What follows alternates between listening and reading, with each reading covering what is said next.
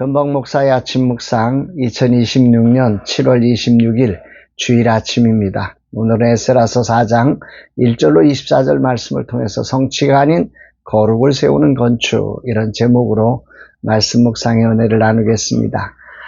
거룩한 주일 아침에 온전한 예배자로 주님을 예배하는 자가 되어서 주님이 기뻐 받으시는 그런 예배가 되기를 기도합니다. 이날 주님 어떤 말씀으로 인도하실까? 오늘 본문은 성전의 기초를 놓고 본격적인 성전 건축에 시작되었던 이스라엘이 갑작스럽게 성전 건축 공사가 중단된 이야기를 담고 있습니다. 분명 성전 건축은 고레스 왕의 칙령으로 시작된 합법적인 일이었습니다. 특별히 하나님의 감동과 왕의 칙령으로 시작된 일임에도 이 일이 결국 15년 동안 중단됩니다. 5절, 바사왕 고레스의 시대부터 바사왕 가랴가 즉위할 때까지 관리들에게 뇌물을 줘 그 계획을 막았으며, 그 계획이 막혔다. 외부의 여러 가지 일들로 인해서 막혀졌다고 이야기하죠. 언약을 성취하려는 하나님의 열심과 그 하나님의 감동에 힘입은 왕의 칙령과 지원에도 불구하고 분명 포로기 안에 역사적인 일이 시작되었지만 어이없는 일들로 이 일은 중단되었습니다. 이 지점에서 우리는 거룩과 포용이라는 너무도 중요한 문제 사이의 갈등을 살펴보게 됩니다. 2절, 스룹바벨과 족장들에게 나와 이르되 우리도 너희와 함께 건축하게 하라. 우리도 너희와 같이 너희 하나님을 찾노라. 아스루왕 에살핫돈이 우리를 이리로 오게 한 날부터 우리가 하나님께 제사를 드리노라 하니. 여기에 중요한 표현이 아스루왕 에살핫돈이 우리를 이리로 돌아오게 한 날부터, 오게 한 날로부터 라고 하는 문장을 통해서 우리가 알 수 있는 것은 이 반대자들이 누구였는지를 아는 거지요. 이 갈등의 빌미는 BC 722년 북왕국 이스라엘이 멸망한 후에 아시리아 제국은 이 피정복민들을 관리하는 차원에서 혼합주의, 그러니까 이스라엘 백성들은 다른 나라로 보내고 그 자리에 일부의 외국인들을, 그 이주민들을 이곳에 이주시켜서 혼합한 백성으로 만들어버린 거죠.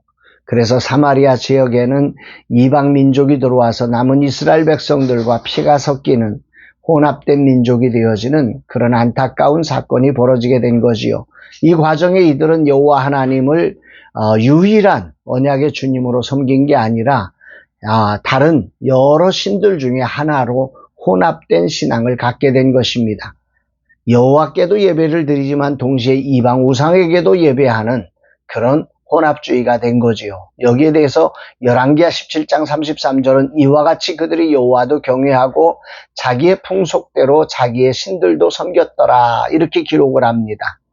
그러므로 이들은 지금 우리가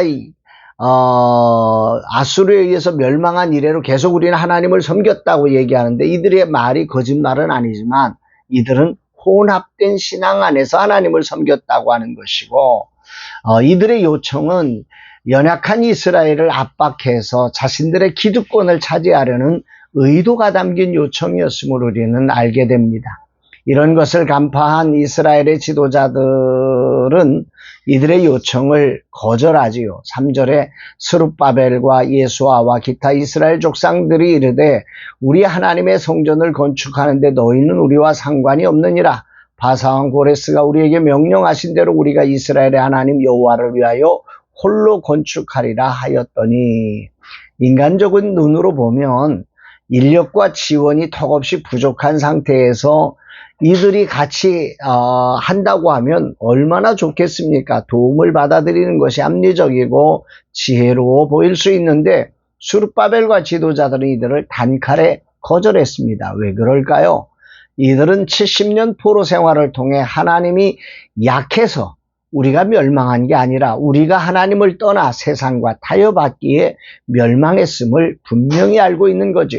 그 긴 시간의 돌아옴을 통해 이제 겨우 하나님의 은혜로 무너진 성전을 세우고 영적 정체성을 회복하려는 순간에 이 다가온 이들의 요청을 스룹바벨은 그러므로 분별할 수 있었고 단호하게 거절할 수 있었던 것입니다.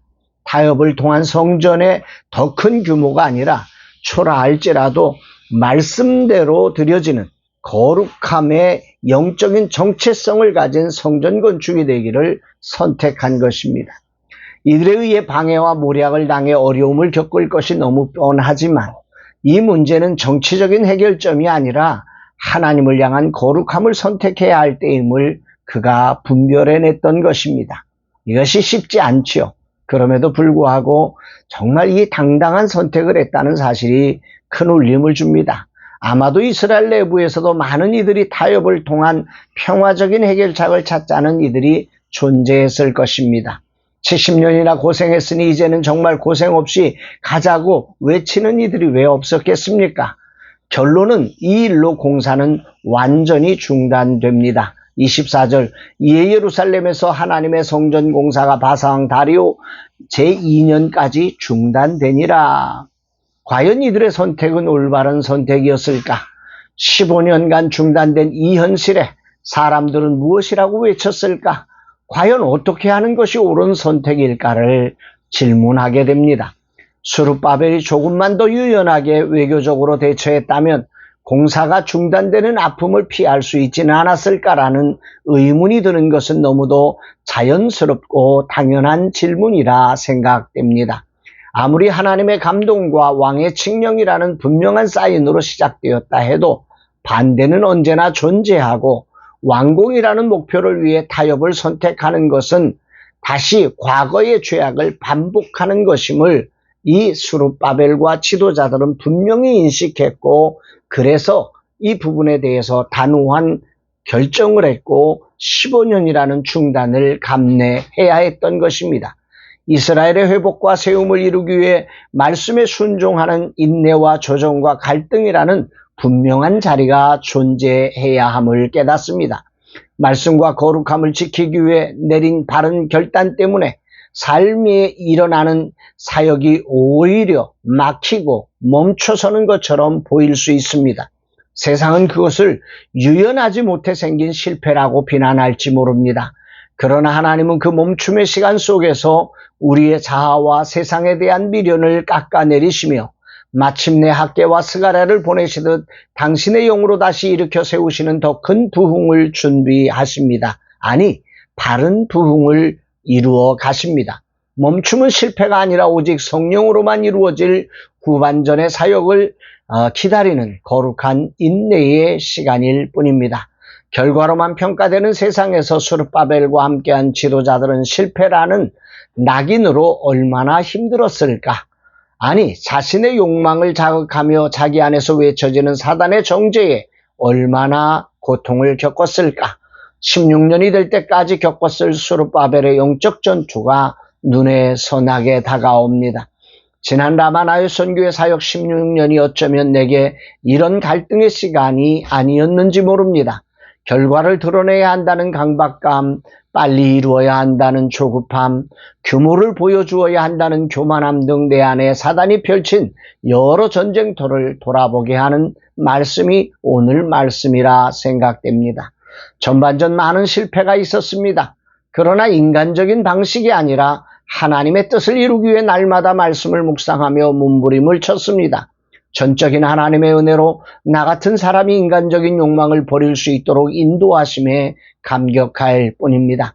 분명 많은 실패가 있었습니다. 나는 내가 무엇을 하려고 했습니다. 아니, 나의 무엇이 성취를 이루는 것이라 착각했습니다.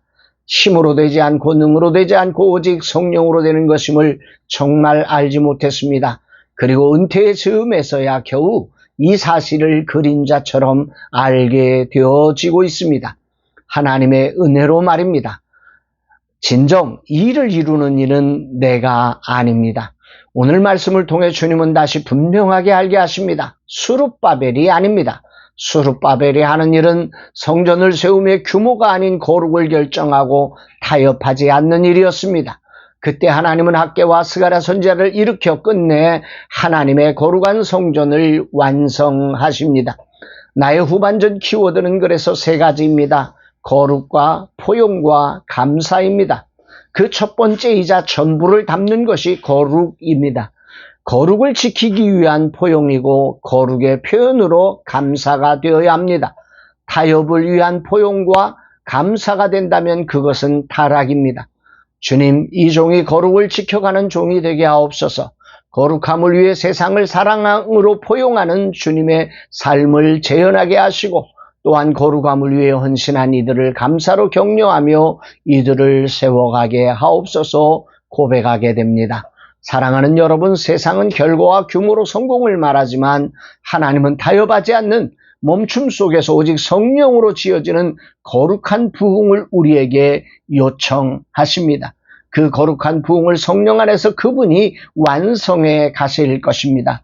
두려움 없이 이 거룩한 길을 믿음으로 걸어가는 저와 여러분들의 삶, 거룩한 주일 예배가 되기를 주의 이름으로 축복합니다. 사랑합니다, 여러분.